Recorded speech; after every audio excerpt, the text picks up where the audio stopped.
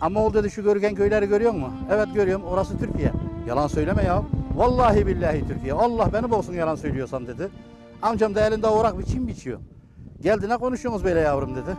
Ammi dedim ya Yahya diyor ki şu dağlar Türkiye'miş, şu köyler Türkiye'miş. İyi oğlum dedi şurası Böysün, şurası Kızılçat, şurası Tumtum. Böyle bu köylerin hepsini sayılamaya başladı. Ya Böysün karakolu daha bina görüküyor Adil kardeş. Orada da tabii yazın oluyor bu olay. Bayrak var. Ammi şu üzerinde bayrak olan bina ne?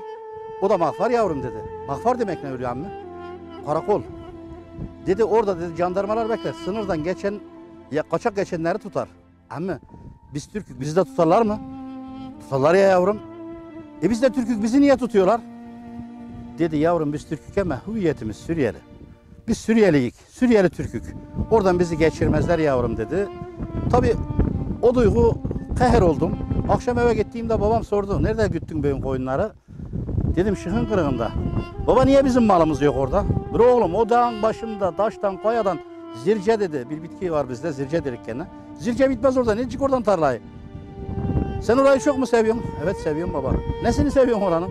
Oradan Türkiye görüküyor. Türkiye görüküyor.